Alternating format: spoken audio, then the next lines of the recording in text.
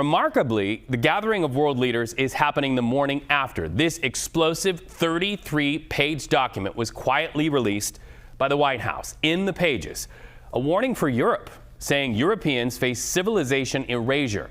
Those words found in the president's national security strategy. He's branded as, quote, a roadmap to ensure America remains the greatest and most successful nation in human history and the home of freedom on earth.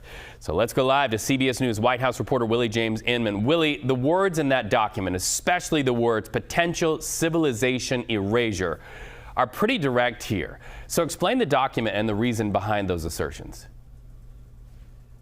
Hey there, Reed. Good to be with you. Well, this document is typically what the White House will release to outline the president's global national security strategy.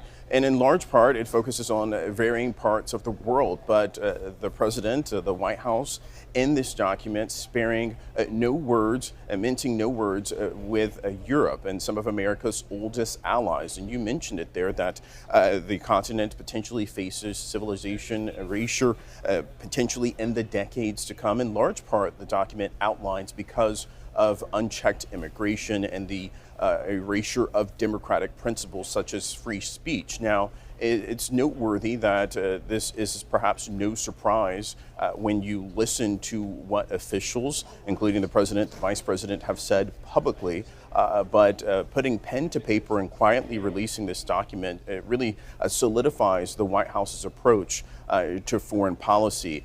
But that document also outlines that America stands ready to help Europe correct ship, so to speak. I'm just going to read what it says, that the document says that Europe remains strategically and culturally vital to the United States, and that America's goal should be to help Europe correct its current trajectory. So certainly some strong words there in this national security document, in large part outlining the president's initiative and its outreach and how the White House is thinking about its national security strategy on a global scale with a specific focus on Europe. As we have seen essentially those relationships grow more tense day by day between President Trump and other European leaders. And it looks like from the language of that, fundamental to that assertion is migration policy. Now, we can't deny that we see the FIFA branding there behind you, so we should tell our viewers Willie's live at the Kennedy Center in advance of the president and all of those FIFA festivities. You've reported this year about the president butting heads with the very people that he is going to stand next to there at the Kennedy Center. We're talking, of course, about the leaders of Mexico, the leaders of Canada. Is it your sense that sports there today can provide at least enough common ground to get something done? Well, let's hope. I mean, there's no better competition, and the competition of sport will oftentimes bring leaders together and bring different nations together. And there's no shortage of topics that the president has to discuss with both the leaders of Mexico and Canada, in large part trade. But today the focus is on how all three of these nations will host multiple games throughout different parts of each country.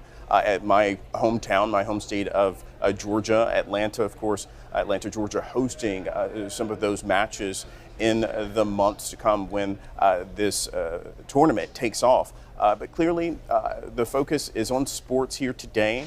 But the president oftentimes has butted heads with Mark Carney, for instance, wherein he decided to end trade negotiations with Canada. Now, we, of course, know that trade negotiations with Mexico are still ongoing. They've been extended in large part because those conversations have proceeded quite well.